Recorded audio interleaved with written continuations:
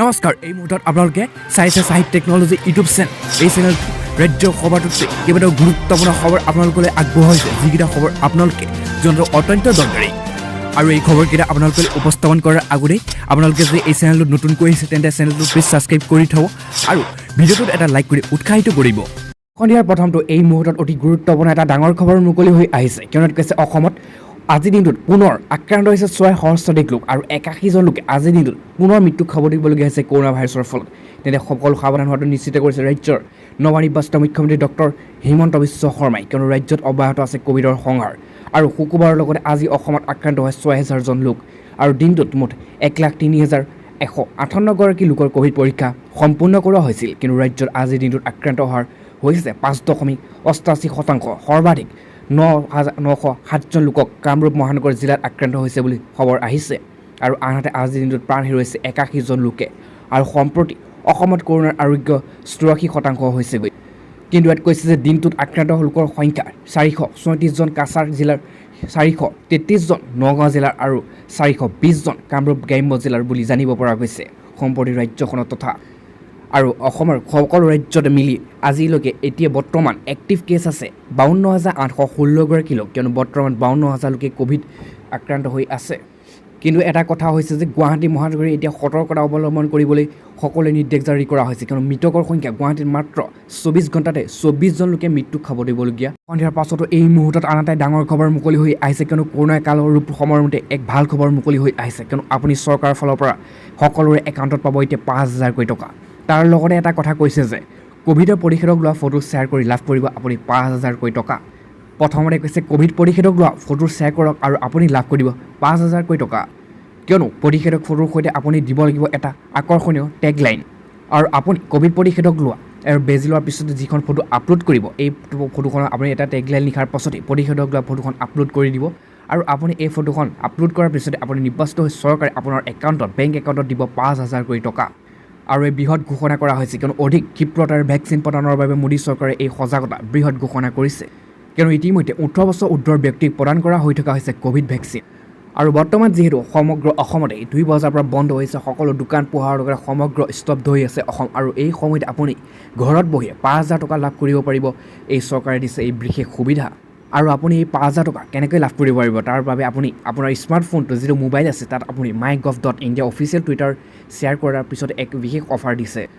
আৰু আপুনি প্ৰথমতে যাব লাগিব mygov.in পৰ্টেললৈ আপুনি ৱেবছাইটটোলৈ যাব লাগিব আৰু ৱেবছাইটত যোৱাৰ পিছতে আপুনি বিতৰণ তথ্য লাভ কৰিব পাৰিব আৰু এই অফাৰ 31 ডিচেম্বৰলৈকে আছে বুলি সন্ধিয়াৰ পাছতো এই মুহূৰ্তত আনহাতে ডাঙৰ খবৰ মুকলি হৈ আহিছে কিয়নো অসম বিধানসভাৰ 3দিনীয়া যি অধিৱেশন হৈ আছে তাৰ পিছতে অখিল গগৈয়ে পাৰ্মিশ্যন লৈ ইতিমধ্যে বিধানসভা অধিৱেশনলৈ যাত্ৰা কৰিছে কিন্তু তাৰ মাজতে আৰক্ষী আৰু দণ্ডাধীশ অখিল গগৈ যি বিধানসভা অহাৰ সময়ত দুৰ্ব্যৱহাৰ কৰাৰ অভিযোগ উত্থাপিত হৈছে ইতিমধ্যে আজি আৰু মুখ্যমন্ত্ৰীক দিলে এই অভিযোগ অখিল গগৈ তাৰপিছতে এক বৃহৎ ঘোষণা কৰা হৈছে আৰু এনে গোচৰত কাৰাবন্দী অৱস্থাতে শিৱসাগৰ সমষ্টিৰ পৰা সদ্যসমাপ্ত নিৰ্বাচনত জয়লাভ কৰা অখিল গগৈ শুকুৰবাৰে বিধায়ক ৰূপে শপত গ্ৰহণ কৰিছিল আৰু পুৱাই ভাগে তেওঁ নিৰাপত্তা বেষ্টনীৰ মাজেৰে এখন চিঠি বছৰ লৈ অহা আছিল অখিল গগৈ কিন্তু ইয়াত কৈছে উল্লেখযোগ্য যে শুকুৰবাৰে পুৱাৰ ভাগৰ ৰাইজৰ দলৰ সভাপতিজনক বিধানসভালৈ অনাৰ সময়তে আৰক্ষী আৰু দণ্ডাধীশে তেওঁক দুৰ্ব্যৱহাৰ কৰাৰ অভিযোগ উত্থাপিত হৈছে বৰ্তমান আৰু বিধানসভা প্ৰাংগণত উপস্থিত হৈ চিঞৰি বিধায়ক গগৈয়ে অভিযোগ কৰে যে এখন ভঙা চিঙা চিঠি বাছত তেওঁক লৈ অহা হৈছিল ঠেলি হেঁচি দুৰ্ব্যৱহাৰ কৰিছে এগৰাকী বিধায়ক হিচাপে তেওঁৰ প্ৰতি কোনো ধৰণৰ উপযুক্ত আচৰণ দেখুওৱা হোৱা নাই আৰক্ষীয়ে কিন্তু তেওঁ কণ্ঠ এতিয়াৰ মধ্যে ৰুদ্ধ কৰিব নোৱাৰে ইয়াৰ বাবে পাছতেই সদনত উপস্থিত হোৱা অখিল গগৈ শপত গ্ৰহণৰ পাছত কালিৰ দিনত সকলো কাৰ্যসূচী অংশগ্ৰহণ কৰে ইতিমধ্যে অখিল গগৈ আৰু তাৰ লগতে অতি আজি গুৰুত্বপূৰ্ণ কথাটো হৈছে যে ইফালে শুকুৰবাৰে বিধায়ক অখিল গগৈ মুখ্যমন্ত্ৰী ডক্টৰ হিমন্ত বিশ্ব শৰ্মাক সাক্ষাৎ কৰি তেওঁৰ প্ৰতি আৰক্ষীয়ে কৰা দুৰ্ব্যৱহাৰ অভিযোগ তোলে আৰু মুখ্যমন্ত্ৰী এই বিষয়টো পৰীক্ষা কৰাৰ আশ্বাস প্ৰদান কৰে ইয়াৰ বাবে সংসদীয় পৰিক্ৰমা মন্ত্ৰী পীযুষ হাজৰিকাক সকলো দিশ চাবলৈ নিৰ্দেশ দিয়া হৈছে কিন্তু ইতিমধ্যে যিহেতু অখিল গগৈ দুৰ্ব্যৱহাৰ কৰিছিল এটা ডাঙৰ খবৰ আৰু এই দুৰ্ব্যৱহাৰ কৰাৰ ফলত অখিল গগৈ নিজেই গৈ মুখ্যমন্ত্ৰী ডক্টৰ হিমন্ত বিশ্ব শৰ্মাক সাক্ষাৎ কৰিছে আৰু সাক্ষাৎ কৰাৰ পিছত হিমন্ত বিশ্ব শৰ্মাই এতিয়া আশ্বাস দিছে তেওঁক কৰা দুৰ্ব্যৱহাৰ ইতিমধ্যে নিৰ্দেশ তদন্ত কৰা হ'ব তাৰপিছত মুখ্যমন্ত্ৰীয়ে এই বিষয়টো আশ্বাস দিছে পীযুষ হাজৰিকাক দায়িত্ব দিয়া হৈছে কিন্তু অৱশ্যে বিধানসভাৰ পৰা অখিল গগৈ চিটি বাছৰ সলনি আৰক্ষীয়ে এখন স্কৰ্পিঅ' গাড়ীত তেওঁক লৈ যোৱা এই মুহূৰ্তত আজিৰ দিনটোৰ সকলোতকৈ গুৰুত্বপূৰ্ণ এটা ভাল খবৰ মুকলি হৈ আহিছে চৰকাৰী কৰ্মচাৰীসকলৰ বাবে কিয়নো চৰকাৰী কৰ্মচাৰীৰ বাবে এক বৃহৎ সিদ্ধান্ত উপনীত হৈছে চৰকাৰ আৰু তাৰ লগতে কৈছে চৰকাৰী কৰ্মচাৰীলৈ সুখবৰ ইতিমধ্যে চৰকাৰে বৃদ্ধি কৰিবলৈ গৈ আছে ভেৰিয়েল ডিএণ্ডৰ পৰিমাণ আৰু ইয়াত প্ৰথমতে কৈছে দেশৰ কেন্দ্ৰীয় কৰ্মচাৰীৰ লগতে ৰাজ্যৰ যিসকল কৰ্মচাৰী কৰ্মৰত হৈছে তেওঁলোকৰ বাবে এটা সুখবৰ কিয়নো ইতিমধ্যে কেন্দ্ৰীয় চৰকাৰে এক নিৰ্দেশ জাৰি কৰিছে যে বৃদ্ধি কৰিছে ভেৰিয়েল ডিএণ্ডৰ পৰিমাণ আৰু তাৰ লগতে কৈছে এই দৰমহা বৃদ্ধিৰ ফলত কৰ্মচাৰীৰ দৰমহা বৃদ্ধিটো বিভিন্ন ধৰণৰ প্ৰভাৱ পৰিব আৰু কেন্দ্ৰই এক নিৰ্দেশনা জাৰি কৰি কৈছে যে কেন্দ্ৰৰ অধীনৰ 1.5 কোটি চাকৰিয়ালৰ বাবে লাভান্বিত হ'ব এই ডিএৰ সুবিধা কিন্তু অহা 2021 1 এপ্ৰিলৰ পৰা কাৰ্যকৰী হোৱাকৈ এই বৰ্ধিত ভাত্ৰা প্ৰদান কৰিছে আৰু ইয়াত স্পষ্টভাৱে কৈছে যে কেন্দ্ৰীয় সংস্থা ৰেলৱে আৰু খনি তেলৰ ক্ষেত্ৰ বন্দৰত কৰ্মৰত সকলো কৰ্মচাৰীৰ পাব এই বৃহৎ সুবিধা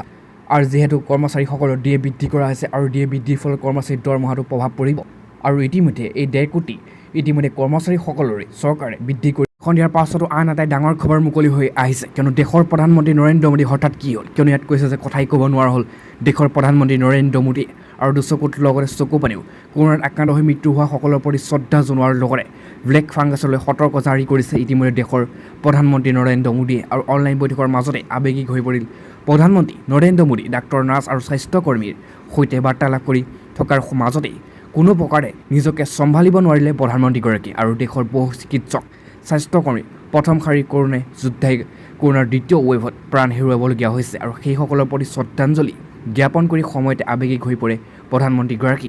আৰু ইয়াত কৈছে যে শুকুৰবাৰে প্ৰধানমন্ত্ৰী বাৰাণসীৰ স্বাস্থ্যকৰ্মীৰ সৈতে এখন ভাৰ্চুৱেল বৈঠকত মিলিত হৈছিল আৰু এই বৈঠকতে প্ৰধানমন্ত্ৰীগৰাকীয়ে কয় যে এই ভাইৰাছত আমাৰ বহু আপোন মানুহক আহি লৈ গ'ল এই ভাইৰাছে যিসকল কৰোণাৰ প্ৰাণ হেৰুৱালে তেওঁলোকৰ প্ৰতি শ্ৰদ্ধা নিবেদিছোঁ আৰু আপোনালোকলৈ সমবেদন জ্ঞাপন কৰিছোঁ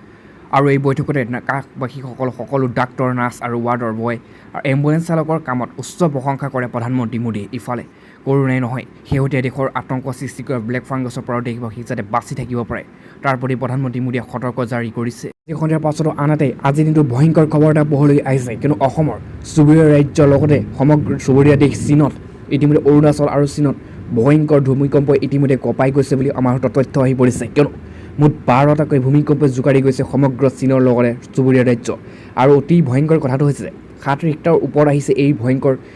এই ভূমিকম্প কিয়নো অসমত 6.4 ৰিক্টাৰ স্কেলৰ ভূমিকম্প আহোঁতে সমগ্ৰ অসম বিভিন্ন জেগাত তছনছ কৰিছিল মাটি ফাটি গৈছিল কিন্তু এতিয়া বৰ্তমান চীনৰ লগতে ৰাজ্য চুবুৰীয়া ৰাজ্যত ইতিমধ্যে 8.7 পৰা 8 ৰিক্টাৰ স্কেলৰ 12টাকৈ ভূমিকম্পই জোকাৰি গৈ তছনছ কৰিছে সমগ্ৰ দেশখন